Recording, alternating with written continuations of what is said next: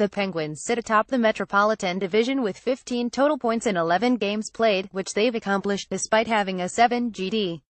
The goal differential is mainly due to former backup Antti Niemi, who let up 16 goals in just 3 games.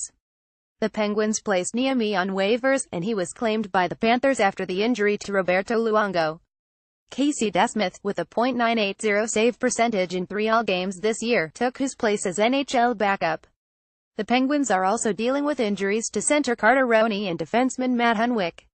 On top of this, Justin Schultz left Tuesday's game with a concussion and is also likely to miss time. In the meantime, the Pens will rely on Chad Ruhwedel and Zach Trotman to step up in their absence.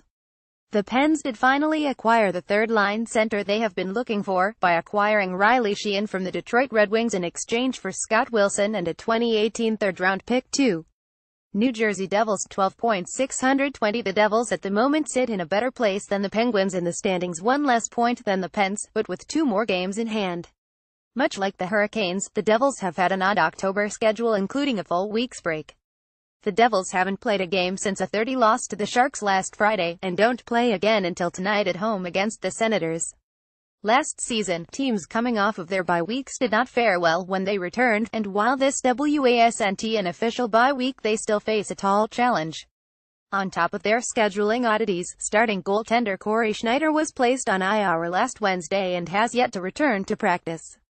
In his relief, Keith Kincaid let up 3 goals in the loss to the Sharks, only the second of the season for the Devils. Despite that performance, the backup still has a .935 SV% this season, so the Devils are seemingly in good hands until Schneider returns. 3. Columbus Blue Jackets 12.630. After we complimented the Blue Jackets' defense and goaltending in this space last Friday, they promptly took a nosedive over the last week. Sergei Bobrovsky let up 7 goals on 52 shots, which works out to a .867 SV%, 44th in the league over that time. They were able to get back on track against the 3-win Buffalo Sabres Wednesday night with a convincing 51 win. Wednesday night rivalry. The next 7 days are going to be tough on the Jackets. This stretch includes 3 games in 4 days, with games tonight, Saturday, and Monday, as well as a game Thursday before the schedule returns to normal. Each game also alternates between home and away, likely leading to at least a bit of fatigue. It also means that backup Joonas Korpisalo is likely to see much more action than normal. 4. New York Islanders 11 points 541. After beating the Rangers in a tight game last week, the Isles strung together to 53 victories against the San Jose Sharks and the Arizona Coyotes, giving them a 3-game win streak that ended with a loss to the Minnesota Wild last night.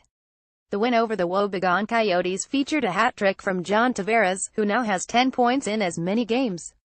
The Islanders struggled to get secondary scoring last season, but this season they are getting contributions from the likes of Andrew Ladd, Calvin DeHaan, and Casey Cizikas, who have 5 points each and 5 goals between them. The addition of Jordan Eberle this offseason has also provided more playmaking ability to the roster, as he has already recorded 6 assists. These additions have powered the Islanders to 5 early wins and 11 points in the team's first 10 games. 5. Philadelphia Flyers 10 points 550. In the past week, the Flyers won a defensive battle against the Edmonton Oilers and got blown out by the Anaheim Ducks. Both games saw Brian Elliott get the start in net over Michal Neuvirth. Despite the 6-2 loss, the Flyers still have the best team percentage at .949. Neuvirth is also the league leader with a .957 SV% in 3 games played. What's crazy is despite that stat line by Neuvirth, he only boasts a 120 record.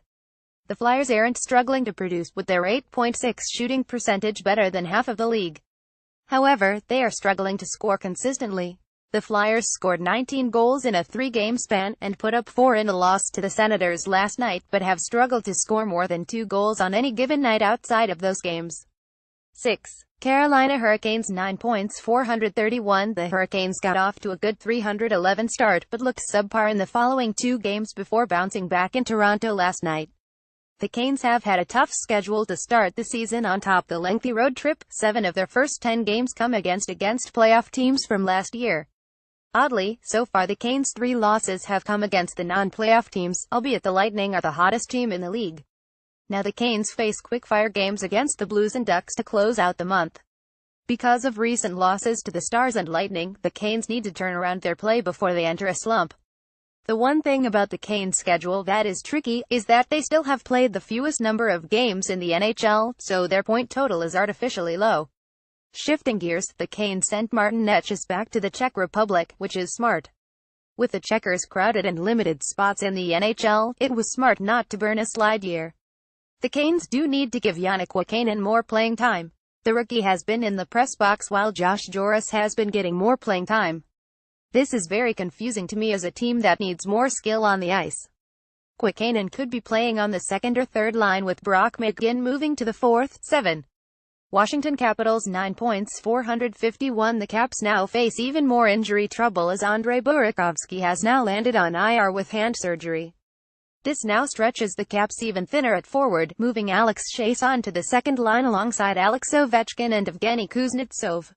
In other injury news, it doesn't seem too serious, but Alex Ovechkin left practice on Monday limping. Though he shouldn't miss time, it could affect his speed and explosiveness, and is the last thing the Caps need.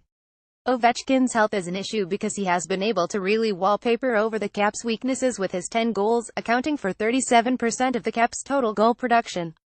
Washington now faces their own Western Canada road trip as they try to find a good lineup and get the scoring going again, which, given the depleted lineup, may be a daunting task, and began with a blowout loss to the Canucks last night. 8. New York Rangers 8 points 362. The Rangers have played the most games out of any team in the Metro, but only have 8 points and 3 regulation wins to show for it. The Rangers have never been a good possession team, as they play a counter-attacking style.